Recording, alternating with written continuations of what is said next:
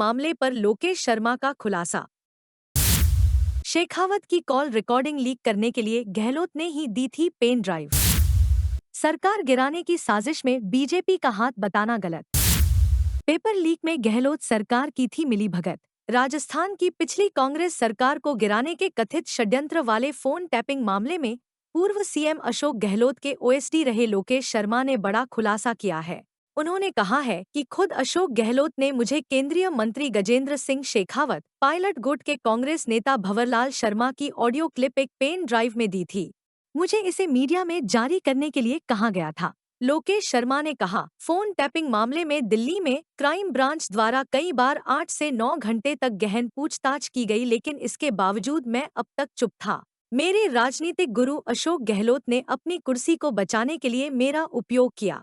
बाद में मेरे फोन को नष्ट करवा दिया। अशोक गहलोत को मुझ पर संदेह था, इसलिए उन्होंने 26 नवंबर 2021 को मेरे कार्यालय में एसओजी की रेड भी करवाई थी। पूर्व सीएम के ओएसडी रहे लोकेश शर्मा ने बताया, यह कहना गलत है कि गहलोत सरकार को गिराने की कोशिश के पीछे बीजेपी का हाथ था। सचिन पायलट राज्य नेतृत्व के बारे में अपनी भावनाओं को पार्टी आलाकमान तक पहुंचाना चाहते थे। जब वह और उनके करीबी लोग हाईकमान से मिलने जाने की योजना बना रहे थे तो उनके और सचिन पायलट के फोन टैपिंग पर लगा दिए गए। पेपर लीक के मामले में भी लोकेश शर्मा ने बड़ा खुलासा किया है। उन्होंने कहा कि रीट पेपर लीक मामले में गहलोत सरकार के सिस्टम की मिलीभगत थी। इसके साथ ही लोकेश शर्मा ने पेपर लीक मामले में चल रही जांच में हर संभव मदद करने की बात कही है। आज मजबूर हो गया उस सच को आप सबके सामने लाने के लिए। क्यों मजबूर हो गया? क्योंकि जिस व्यक्ति का ये सारा कारनामा था, उस व्यक्ति ने इन सब चीज़ों से किनारा कर लिया। हमारे यहाँ कहा जाता है ना कि जिसकी ऑनरशिप होती है, अगर वो खुद किनारा कर ले तो जिसके माथे वो मढ़ा गया है वो उस बोझ को लेकर कब तक चलेगा।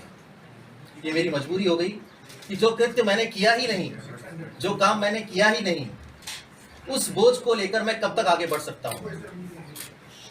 क्योंकि जिस तरह से शुरुआत में मुझे भरोसा दिलाया गया था कि आप चिंता मत करो, सुप्रीम कोर्ट तक जाएंगे, जो व्यक्ति ये बात करते थे आज उन्होंने इस केस से संबंधित बात तक करना बंद कर दिया। तो ऐसे में मैं क्या करूँगा? पिछले 3 वर्ष से लगातार प्रताड़ना झेल रहा हूँ। कभी 8 घंटे, कभी 9 घंटे, कभी 5 घंटे, कभी 10 घंटे टाइप पेपर दिया। इस पेन ड्राइव में वो तीनों ऑडियो क्लिप्स थी जिसको मैंने आप सभी के माध्यम से जनता तक पहुंचाया। ये वो पेन ड्राइव है और ये वो एक स्क्रिप्टेड टाइप्ड पेपर है। आप सभी को याद होगा कि उस दिन मैंने ऑडियो क्लिप्स के साथ एक ये पेपर भी भेजा था। इस पेपर में कथित रूप से गजेंद्र सिंह शेखावत जी, जो तत्कालीन केंद्रीय मंत्री थे, दिवंगत हमारे विधायक भंवरलाल शर्मा जी और एक कोई संजय जैन, इन तीनों की बातचीत का हवाला दिया गया था। और इस पेन ड्राइव में ये सारी चीजें थी। पेन ड्राइव और ये पेपर देकर मुझे कहा कि तुरंत जाइए और मीडिया को ये ऑडियो क्लिप्स सर्कुलेट कर दीजिए। अब चूंकि पेन ड्राइव से तो सीधे सर्कुलेट नहीं किया जा सकता, मैं इस पेन ड्राइव को लेकर तुरंत घर आया। घर आके मैंने इस लैपटॉप में इसको ट्रांसफर किया।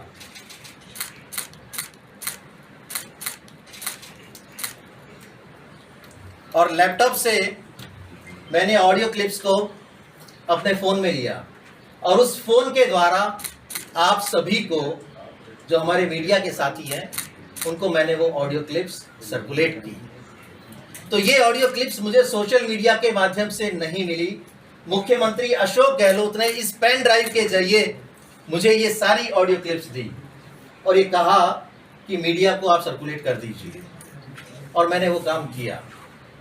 अगले दिन अखबारों में जिस तरह से खबरें छपी और सभी को ये घटनाक्रम पता है कि जैसे ये ऑडियो क्लिप्स रिलीज हुई उसके बाद मुकदमे दायर हुए और जो सारा घटनाक्रम था कि किस तरह से खरीद फरोख्त की बात की जा रही है, कौन लोग हैं जो सरकार गिराना चाहते हैं, क्योंकि सीधे तौर पर केंद्रीय मंत्री गजेंद्र सिंह जी को इसमें इन्वॉल्व किया गया।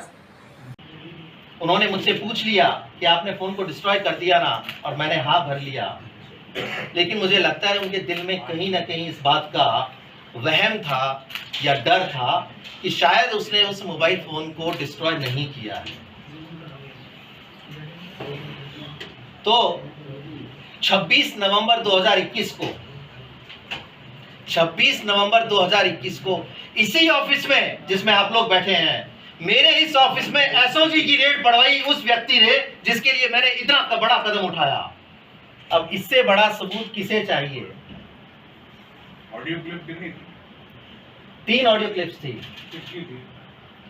उनमें जो वार्तालाप थी वो स्पष्ट रूप से मुझे नहीं पता किसकी थी किसकी नहीं थी। मुझे ये पेपर दिया गया जिसमें ये लिखा हुआ था कि गजेंद्र सिंह शेखावत बात कर रहे हैं बाकी के लोगों के साथ।